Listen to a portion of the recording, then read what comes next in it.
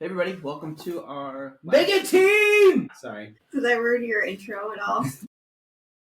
Keep going. I'm done. He's done. What? I just was waiting for a week for all of our life to say this. For all of our life. All of our life. Explain it though, because there's people with audio that have no idea what we're talking about. It's This just is, Greg this and is the Scott first. talking. This is the first time we've podcast with all 5 of our pastors, right? Yeah. I think so. Unless you did it without me. But then you wouldn't be there. That was a funny joke Scott too. makes a joke. Sorry. Thanks Rachel for describes the joining joke. us. Here we are. Okay, now intro again. What are we talking about this week? Christmas. It's our last message on It's Christmas. Emmanuel. Last week we started off. Greg, you weren't here, so we talked quite a bit about Christmas. Well, 2 weeks ago. 2 weeks we We did. talked You were about Christmas for a little bit. This is our 3rd week of Christmas.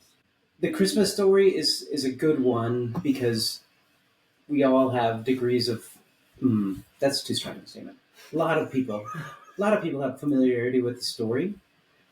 From if it's as little as you go, well, I've seen the thing hanging or out in front of the mainstream church. There's like a little house with Oh yeah, the little nativity. a baby that is inappropriately not wrapped in warm enough clothes to be outside. Like. For sure, Yeah, I know. especially in They Minnesota. weren't in Minnesota. I don't know. It was warmer. I don't know where they got a Vikings hoodie, but And always the barn is always like 1 foot deep. We're nailing it. The Christmas story is good because we have a lot of familiarity to it. But the challenge of the Christmas story is that it's very easy to, I don't know, some of its nuances. I'm not plugged in and it's about to die. His computer is dying. Good. Sorry. I think we should circle back around after the new year to this podcast.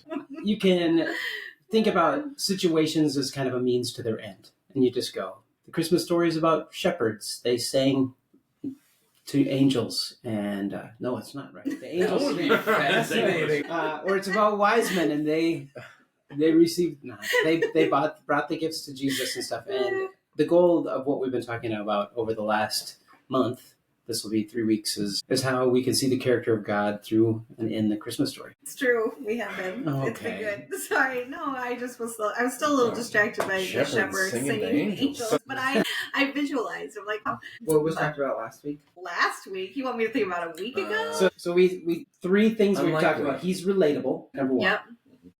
Accessible. Shepherds and wise men were part of the story, and those were unlikely characters to be in the story. Unexpected. Yes, there we go. And because of that, it just shows this picture. The character of God is that everybody's invited to the table. And who's the unlikely character? It's us. I am now picturing a choir that's been practicing together forever.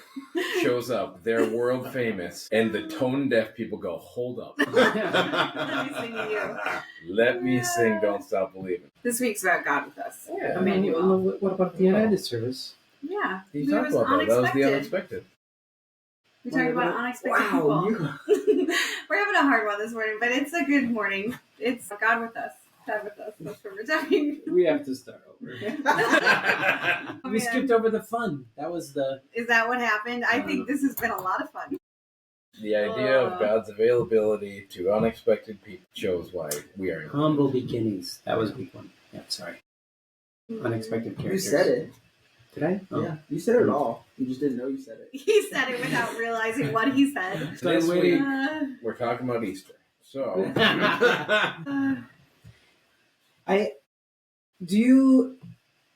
How does somebody have, what are the different ranges of perspective of God being with us?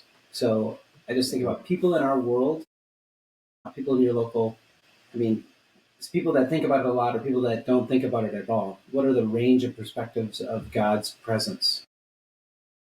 I think the majority of people don't have perspective that God's with them.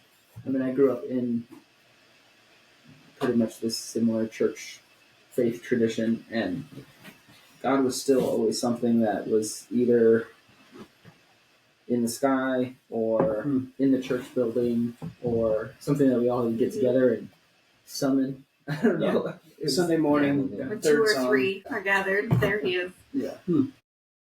Yeah. It's really abstract. It's really hard to wrap your head around. It's crazy that, that not just the church you grew up in, but there is a group, it's very easy to be part of a group of people that is God is relevant. I'm worshiping Him. I identify as being a follower of Him, and with us. I don't know.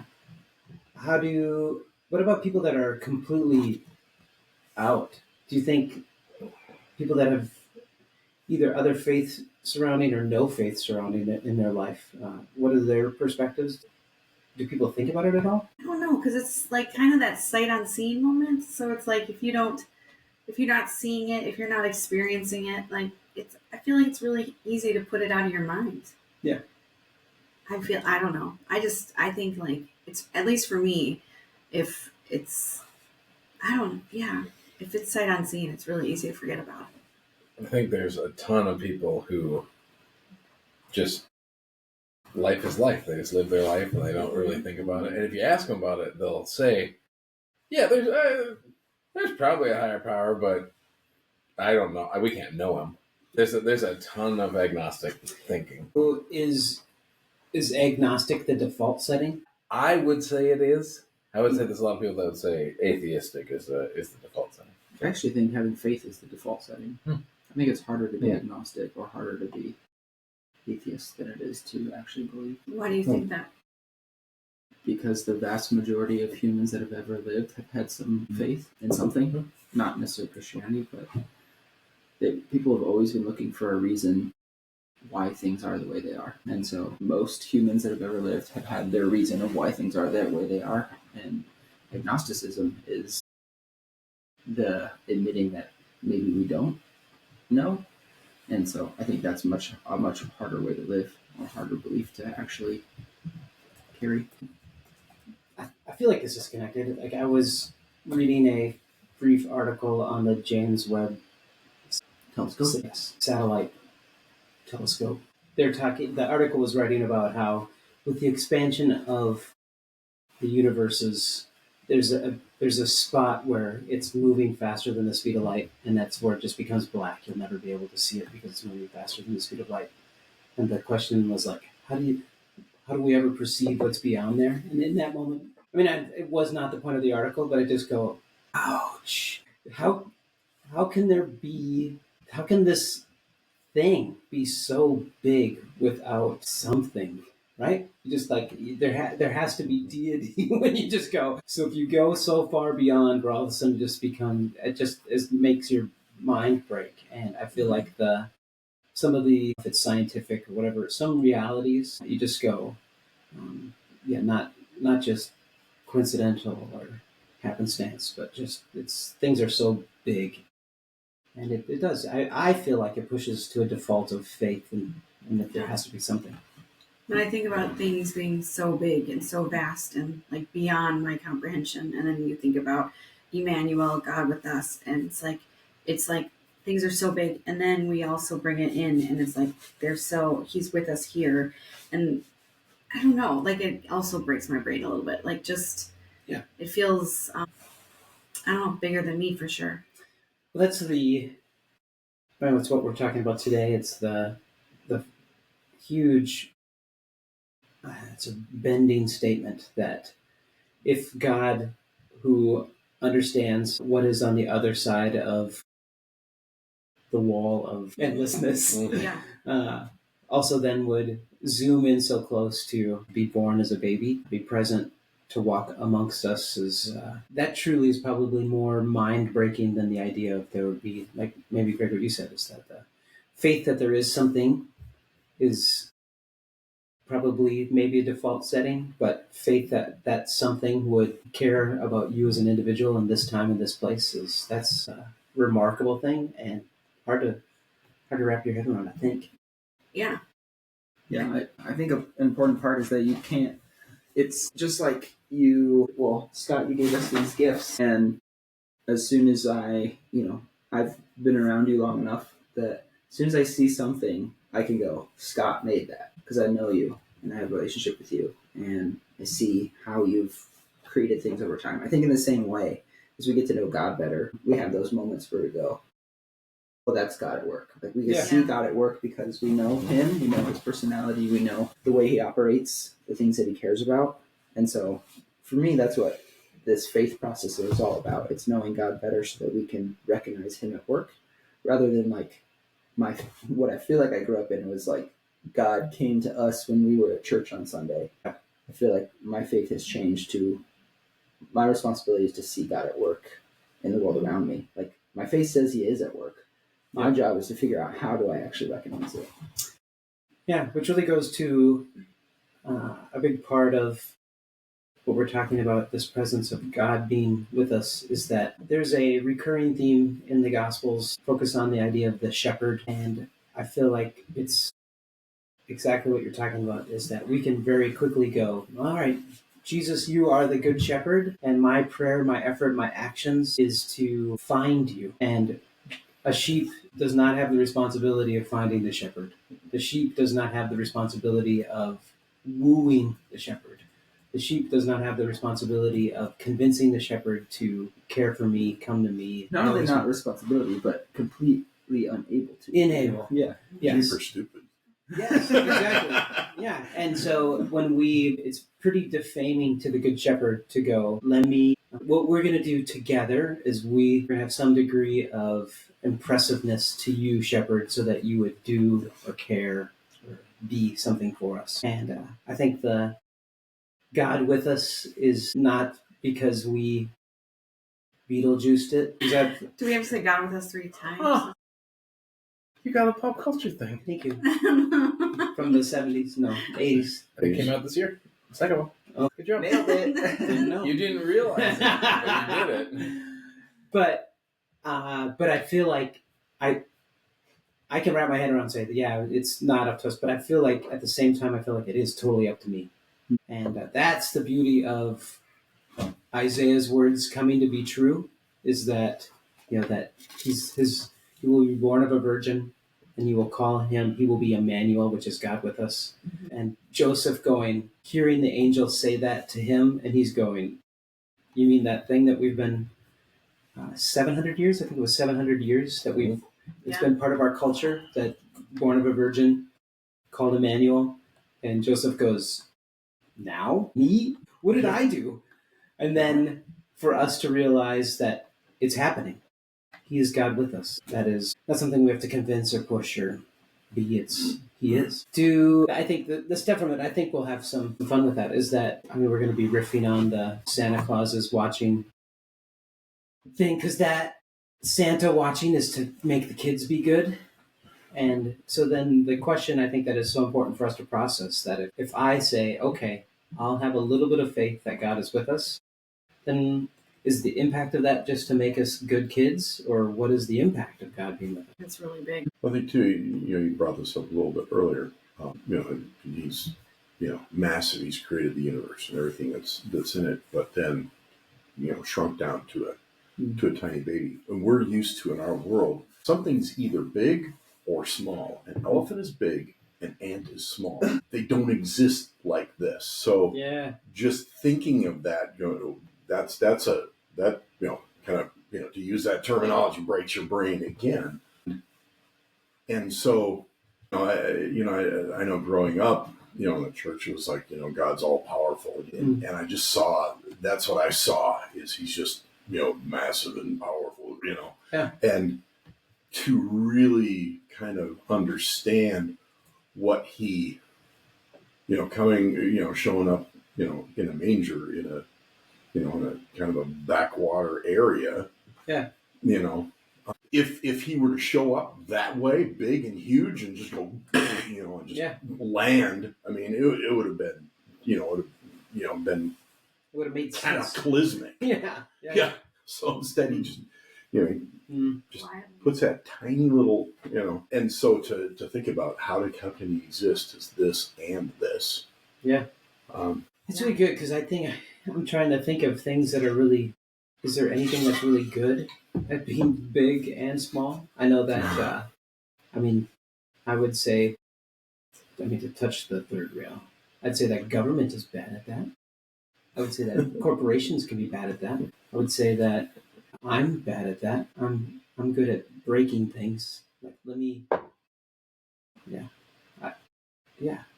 It's hard to be. God is showing that he can be delicate to our fragility and create something that is infinite. That doesn't make any sense. All powerful and relational and Yeah. accessible. Willing Mhm. to be. Yeah. I was thinking about the Old Testament and like just how when they went back to Jerusalem and how important it was for them to build the temple again because that's where God dwelt. And like then this happens and all of a sudden, Jesus comes and then I don't know why you're laughing. But It's funny to me. Jesus comes and then even when he dies and like rips the curtain and the temple is different. And I think like we're on the other side of that. And so even though like sometimes we grow up thinking God is only with us at church or whatever, it's his whole purpose is to show how he's with us all the time, how we're the temple and he's with us all the time. And so trying to understand that and then trying to experience, I don't know, it just is, it's pretty radical and it's also really hard to understand.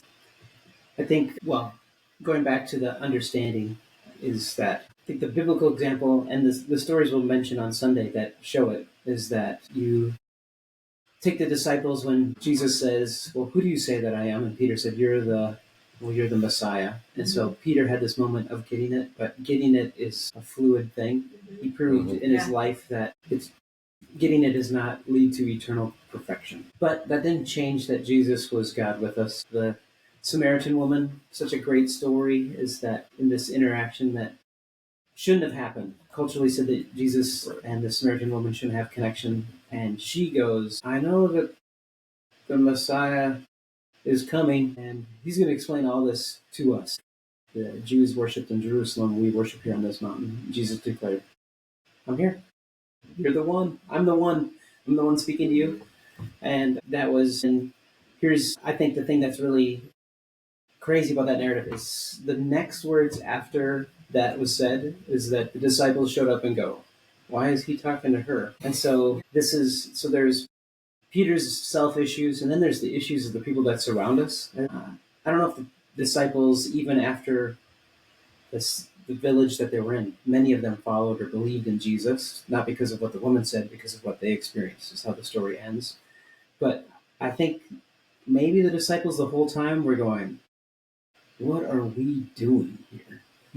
So Peter's imperfection and other people's imperfection, and then the last narrative is that you have the triumphal entry, and so then here's a group of people that get it, kind of. They're celebrating that Jesus is coming into Jerusalem as the Savior, but they think Savior, but of the wrong thing. Yeah. They save us from Rome, save us from our oppression, save us from our economic downturn, save us from, and the thing that, again, Peter, a moment, here's outside of you, imperfect, and then kind of getting it, and all of these things, which I think are available now, did not make it so that Jesus wasn't God with us.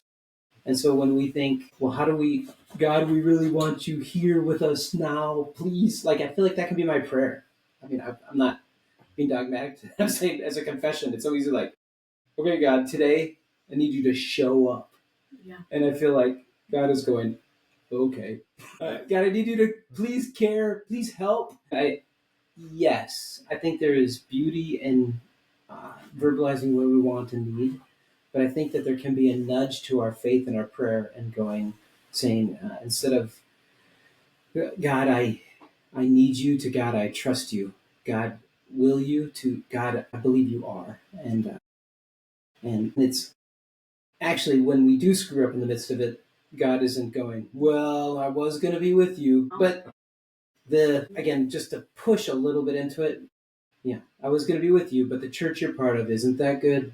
I'm like, well, the disciples were not that good. I was going to be with you, but you just don't seem to be it's not as real as it used to be to you, or you're asking me for the wrong thing, all these things. And I just go, God he's so with us that he goes.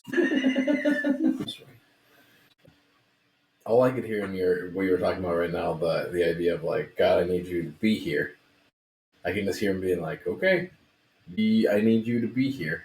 He just turns it around, because the idea of understanding God's presence is a reality in mindset shift. That's good. Saved for us. Because we need to realize it. We need to know it. We need to know his presence, not try to invite his presence into something where he is. Like, yeah. Guys, church Sunday morning, we're going to stand up. We're going to invite God to be a part of it. I think does that mean if we don't, he's not? Exactly. I don't think so. And I think you said it, but the barrier is not God's participation; it's our Yeah, participation. exactly. Always. God, I need you to be. God, I need you to be here. He's like, I need you to be here. Yeah, exactly. What are you talking about? I love it.